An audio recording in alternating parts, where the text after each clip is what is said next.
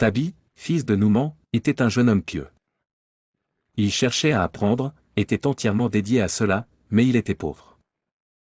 Un jour, il quitta sa maison, affamé, sans rien trouver à manger. Il arriva finalement à une grande ferme où se trouvait un verger rempli de pommiers.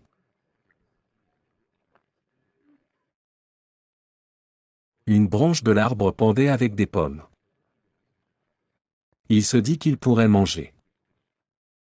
Mada a tendu la main vers la pomme et en a mangé la moitié. Puis il a bu de l'eau d'une rivière près de la ferme. Puis il se réveilla de sa torpeur à cause de la faim.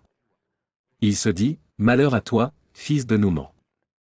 Comment peux-tu manger les fruits d'autrui sans permission ?» Il jura de ne pas quitter l'endroit avant de rencontrer le propriétaire de la ferme pour lui demander pardon pour la pomme qu'il avait mangée. Il a demandé jusqu'à ce qu'il trouve sa maison, puis il a frappé à la porte. Quand le propriétaire de la ferme est sorti, il a demandé ce qu'il voulait. Tabi ibn al-Numan a dit, « Je suis entré dans ton verger. J'ai pris cette pomme et j'en ai mangé la moitié. Puis je me suis rappelé qu'elle ne m'appartenait pas et je veux que tu me pardonnes de l'avoir mangée. Et que tu me pardonnes pour cette erreur. » L'homme a dit, « Par Dieu, je ne te pardonnerai jamais, je serai ton adversaire au jour du jugement. » Le jeune homme pieux a commencé à pleurer et à le supplier de pardonner.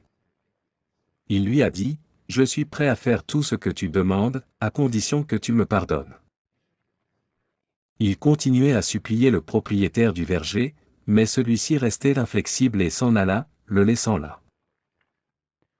Le jeune homme le suivait en le suppliant, jusqu'à ce qu'il entre chez lui. Il est resté assis près de la maison, attendant le propriétaire jusqu'à la prière de l'après-midi.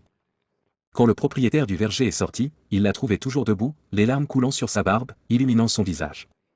Il a dit, « Mon oncle, je suis prêt à travailler comme jardinier dans ce verger sans salaire pour le reste de ma vie. Mais à condition que tu me pardonnes. » Alors le propriétaire du verger dit, « Mon garçon, je suis prêt à te pardonner maintenant.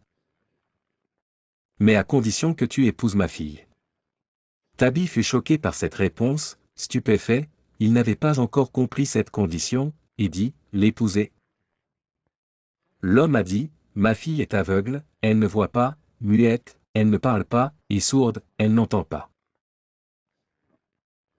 Depuis longtemps, je cherche un mari de confiance pour elle. Et accepte toutes les caractéristiques que j'ai mentionnées. Si tu l'acceptes, je te pardonne. » Tabi a été de nouveau surpris par cette deuxième révélation. Il a commencé à réfléchir à comment vivre avec cette fille aux caractéristiques. Surtout qu'il est encore jeune et inexpérimenté. Et comment s'occupera-t-elle de lui dans cet état? Tabi ibn al-Numan a commencé à réfléchir à comment sortir de ce pétrin. Il a compris que s'occuper de cette femme était préférable à souffrir en enfer pour avoir mangé la pomme. Il a accepté le mariage en espérant la récompense de Dieu. Puis il s'est tourné vers le propriétaire du verger et lui a dit, « J'accepte ta fille.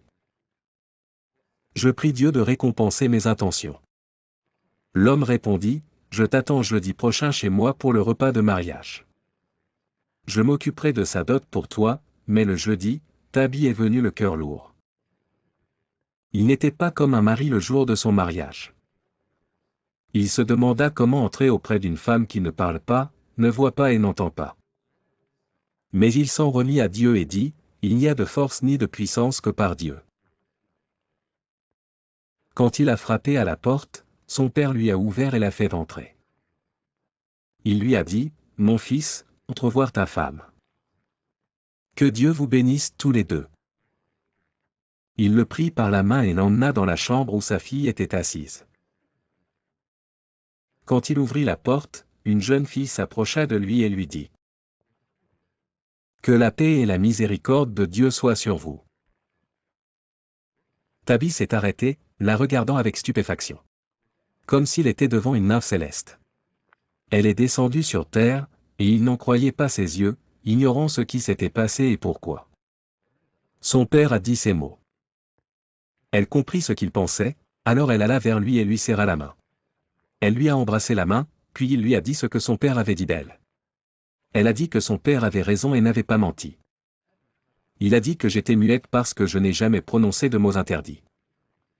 Je n'ai jamais parlé à un homme qui ne m'est pas permis. Et je suis sourde parce que je n'ai jamais participé à des commérages. Je suis aveugle car je n'ai regardé aucun homme qui ne m'est permis, et je suis la fille unique de mon père. Depuis plusieurs années, il cherche un bon mari pour moi. Quand tu es venu lui demander une pomme en pleurant. Mon père a dit, celui qui craint de manger une pomme qui ne lui appartient pas, craindra Dieu pour ma fille. Le lis bien comme époux, félicitations à mon père pour ton lien. 1 an plus tard, cette jeune femme donna naissance à un garçon qui fut l'un des rares de cette nation.